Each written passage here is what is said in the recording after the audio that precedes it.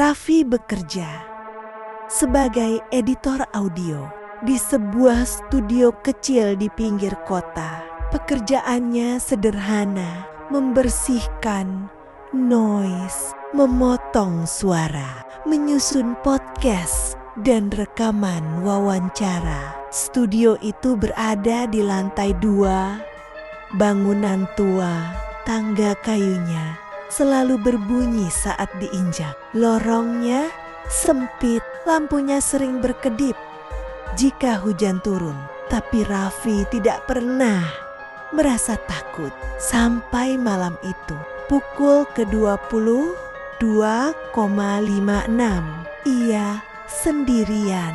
Klien terakhir sudah pulang. Ia sedang membersihkan rekaman podcast berdurasi 1 jam. Topiknya biasa, tidak ada yang aneh.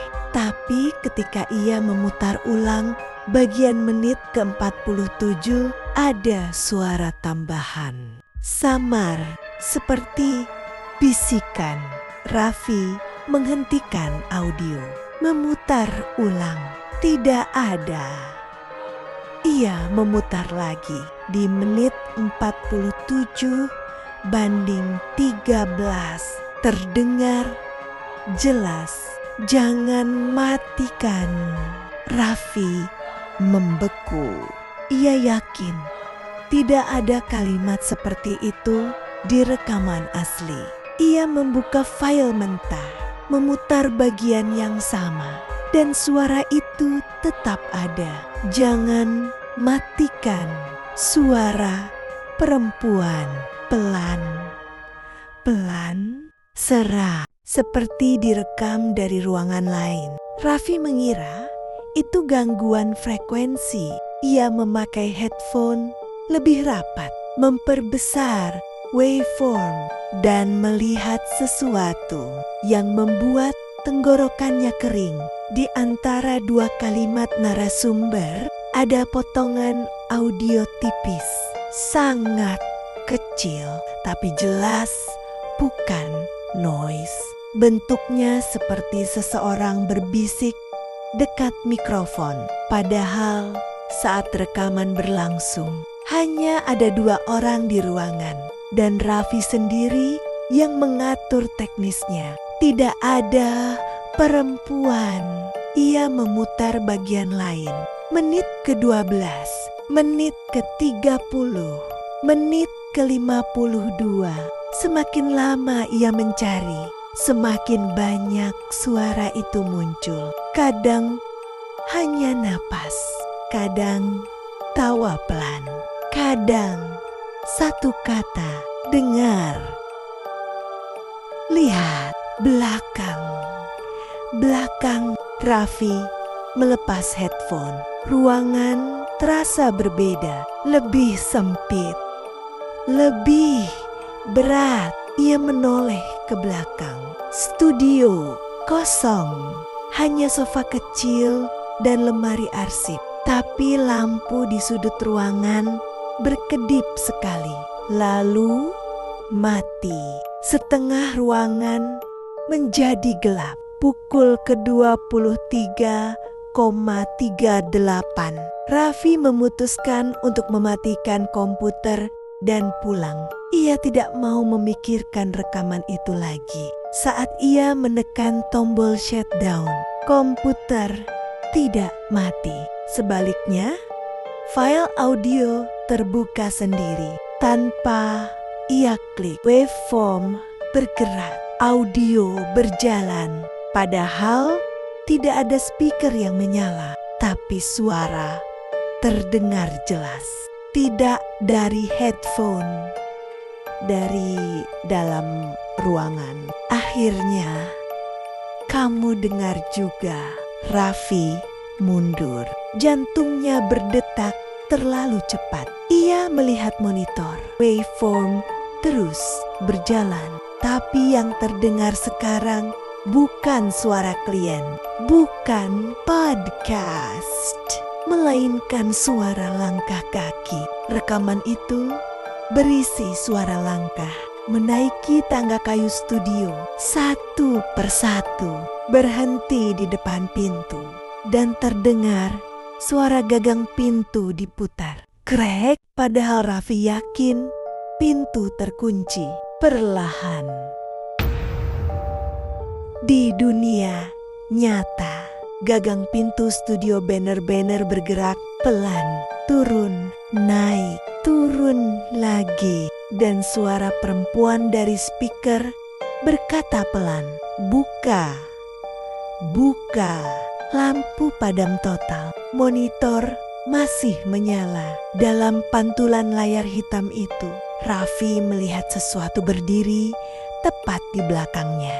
Tinggi, kurus, rambut panjang menutupi wajah, dan dari sela rambutnya terlihat mata yang tidak berkedip menatap langsung ke arahnya. Lalu suara di ruangan itu berbisik lagi, "Kamu belum selesai mengeditku."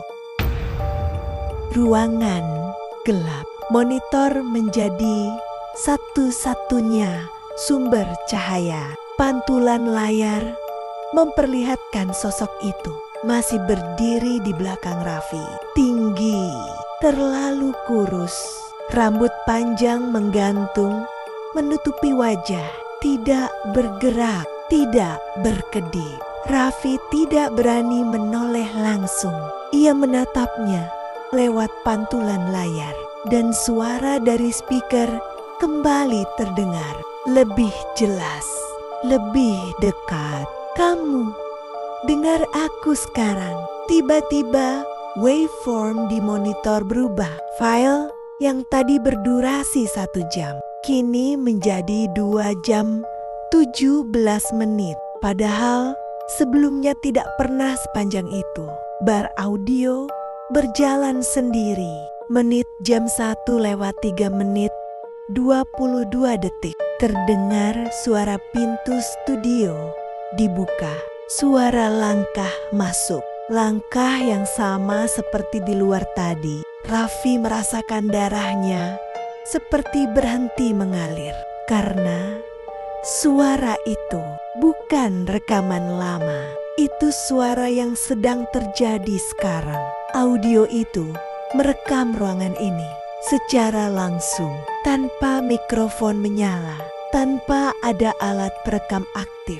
Raffi menoleh cepat. Sosok di belakangnya hilang, tapi kursi di sudut ruangan kini sedikit bergeser, seperti baru saja diduduki. Speaker berdesis, lalu terdengar suara perempuan itu lagi. Kali ini lebih utuh, bukan hanya bisikan. "Saya juga pernah duduk di situ." Raffi menatap kursinya, tangannya gemetar. "Siapa kamu?" bisiknya pelan. Monitor berkedip. Lalu layar berubah menjadi tampilan folder arsip lama. Satu folder muncul sendiri tanpa pernah ia lihat sebelumnya. Nama folder itu Raw 2018 Unedited. Raffi yakin ia mulai bekerja di studio ini tahun ke-2022. Ia tidak pernah membuka arsip ke-2018. Tangannya bergerak pelan ke mouse. Klik, folder terbuka. Di dalamnya hanya ada satu file, voice test 304.wav. Ukuran file 0 kilobita. Durasi pukul 0. Tapi saat ia klik 2 kali, audio langsung berjalan. Waveform muncul. Durasi berubah menjadi 12 menit 44 detik. Dan suara perempuan terdengar jelas. "Saya terkunci di sini." Rekaman itu terdengar seperti wawancara. Seorang perempuan berbicara pelan. Terisak. Mereka bilang ini cuma tes suara. Tapi pintunya tidak pernah dibuka lagi. Suara lain terdengar samar di belakangnya. Suara laki-laki tertawa.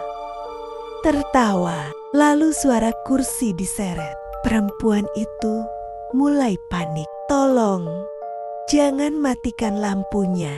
Rekaman tiba-tiba terpotong. Digantikan suara benturan keras. Lalu hening. Namun di detik terakhir terdengar napas berat tepat di mikrofon. Dan satu kalimat. Kalau kamu dengar ini, berarti aku belum pergi. Audio berhenti. Ruangan kembali sunyi. Tapi Raffi sadar satu hal yang membuat tubuhnya membeku. File itu direkam di studio ini. Ruang yang sama. Kursi yang sama. Dinding yang sama. Tiba-tiba pintu studio berbunyi, krek, pelan. Padahal tadi ia yakin sudah terkunci. Lampu menyala kembali, tapi cahayanya lebih redup, lebih kekuningan. Raffi berdiri perlahan, tangannya dingin. Ia berjalan menuju pintu dan melihat sesuatu yang tidak pernah ia perhatikan sebelumnya. Di bagian bawah pintu kayu ada bekas goresan panjang seperti kuku, banyak berlapis-lapis, seolah seseorang pernah mencoba keluar dari dalam ruangan ini. Komputer tiba-tiba berbunyi notifikasi. File baru muncul di desktop tanpa ia sentuh. Nama file itu Raffi Session. WAV, durasi jam 0:02:13. Jantungnya berdetak keras. Tangannya hampir tidak sanggup menggerakkan mouse. Tapi ia klik audio. Diputar dan yang terdengar adalah suara napasnya sendiri. Suara detak jantungnya. Suara kursi yang tadi ia geser. Suara langkahnya ke pintu. Semua baru saja terjadi, tapi sudah terekam. Lalu terdengar suara lain dalam rekaman itu. Suara perempuan itu sangat dekat dengan mikrofon. Padahal ia tidak pernah berdiri di depan mikrofon. Sekarang kamu gantikan aku. Tiba-tiba lampu mati lagi. Dan dari belakang sesuatu memegang bahunya. Dingin, lembab, sama seperti di rekaman pertama. Bisikan itu terdengar tepat di telinganya.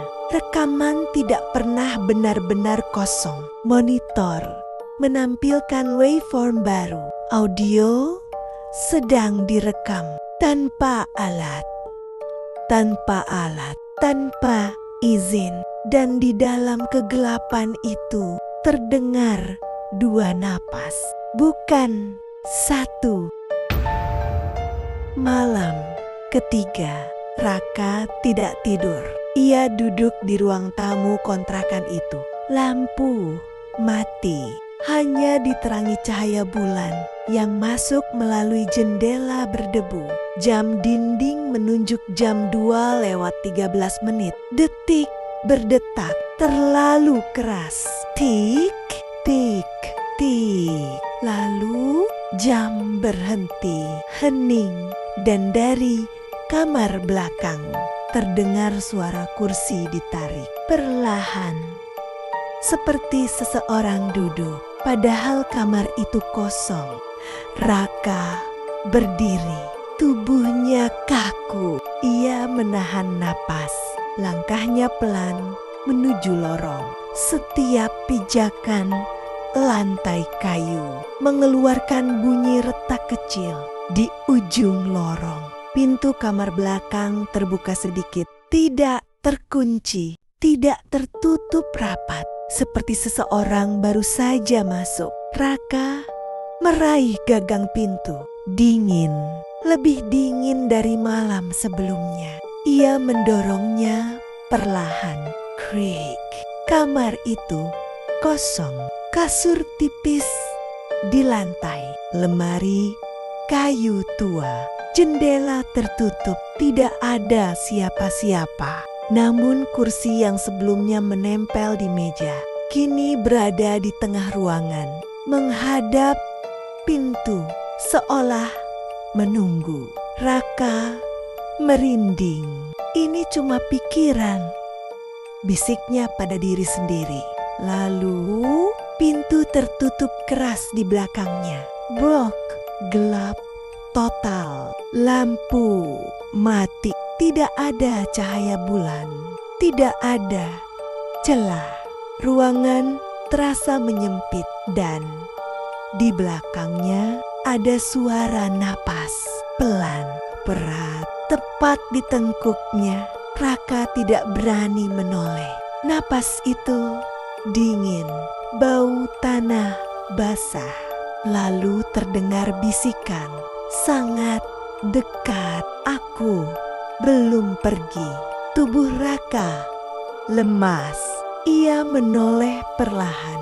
Tidak ada siapa-siapa, tapi di dinding depan ada bayangan seseorang berdiri. Padahal Raka sendirian. Bayangan itu tidak mengikuti gerakannya. Ia berdiri diam, lalu bergerak sendiri. Selangkah mendekat, Raka mundur hingga punggungnya menyentuh pintu. Tapi pintu tidak ada. Yang ada hanya dinding. Padahal tadi jelas pintu di sana. Dinding itu basah, lengket, seperti lumpur. Tiba-tiba suara kursi bergeser lagi. Kini tepat di belakangnya. Raka merasakan sesuatu menyentuh bahunya. Ringan, tapi jelas. Seperti tangan kurus. Ia menjerit dan memejamkan mata. Dan saat ia membuka mata, ia sudah berada di ruang tamu. Lampu menyala.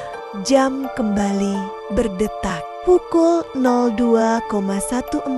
Seolah tidak ada yang terjadi. Kecuali satu hal. Di lantai ruang tamu ada bekas telapak kaki basah, berwarna gelap, muncul dari arah kamar belakang dan berhenti tepat di depan Raka, seperti seseorang berdiri sangat dekat menghadapnya.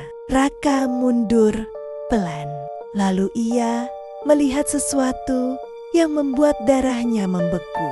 Di cermin ruang tamu, refleksinya tidak sendiri. Di belakangnya berdiri seorang wanita. Rambut panjang menutupi wajah. Pakaian lusuh, lehernya miring tak wajar. Namun saat Raka menoleh, tidak ada siapa-siapa. Kembali ke cermin, wanita itu masih di sana, tersenyum. Lambat, mulutnya membuka terlalu lebar dan dari dalam mulutnya keluar tanah hitam mengalir ke lantai membentuk tulisan. Aku tinggal di sini. Raka terjatuh, jantungnya berdebar tidak karuan. Ia berlari ke pintu depan, menarik gagang terkunci. Ia tidak pernah menguncinya, menendang, memukul, tidak bergerak. Lalu suara itu kembali di telinganya, lembut, nyaris seperti belayan. Kamu, tamu, aku pemiliknya. Lampu berkedip sekali, dua kali, padam. Dalam gelap ada suara langkah mengitari dirinya, pelan, tidak terburu, seperti menikmati ketakutan.